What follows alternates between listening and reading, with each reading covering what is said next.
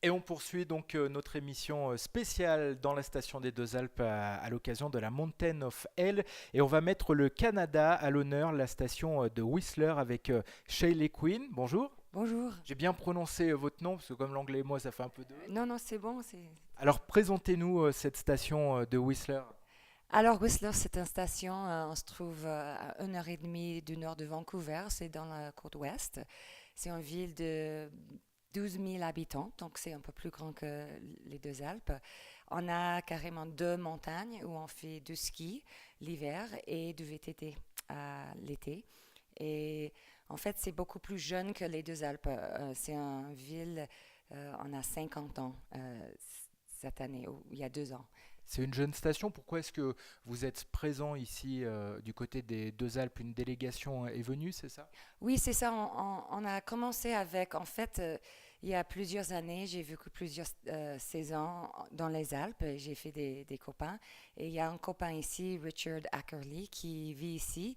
On a parlé un jour, il connaît les maires les deux Alpes et ça a commencé juste comme une idée. On a pensé que oui, les deux stations, on a beaucoup en commun et ça sera bien de faire des amitiés un peu plus profondes.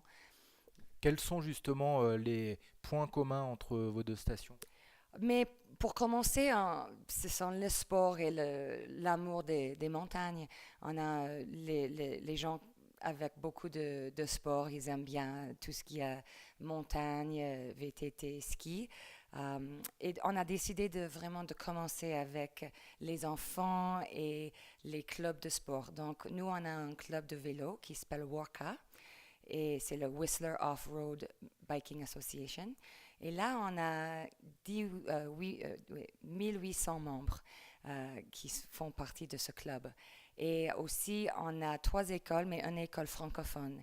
Donc, on a commencé avec l'idée de faire des amitiés entre les écoles. Donc, on a emmené un de nos institutrices ici pour parler avec les monitrices de l'école, de les écoles au-delà. Quelle est la clientèle de la station de Whistler canadienne? Ah, ben non, c'est très international en fait. On est près de Vancouver, donc c'est sûr qu'on a des gens de Vancouver, mais on attire les gens de partout dans le monde. Euh, la station de ski, ça a commencé, donc c'était vraiment une station de ski pour commencer, mais maintenant le VTT, c'est aussi populaire que le ski. Donc c'est vraiment une station à 4 saisons. On se ferme jamais. Donc là-bas, les remontées roulent 11 mois sur 12. Les événements VTT ont une dimension beaucoup plus importante au Canada qu'en France. Mais ça, je peux pas vraiment dire. Je sais pas. Je commence à connaître plutôt en France. C'est sûr que notre parc VTT, c'est vraiment grand et ça attire les gens de partout dans le monde. Qu'est-ce que vous avez repéré ici aux Deux Alpes et que vous aimeriez mettre en place dans votre station?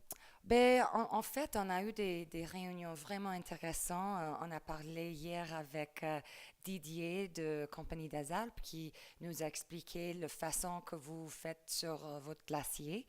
Et je crois que c'est très intéressant la façon que vous faites agrandir le glacier et que ça va maintenir la neige là-haut. C'est très intéressant pour nous aussi parce qu'on a tous le même problème des glaciers Qui commence à fondre. oui, qui commencent à fondre. Merci beaucoup, Shailey. Donc, et on va se retrouver dans un instant avec un nouvel invité pour la suite de cette émission spéciale.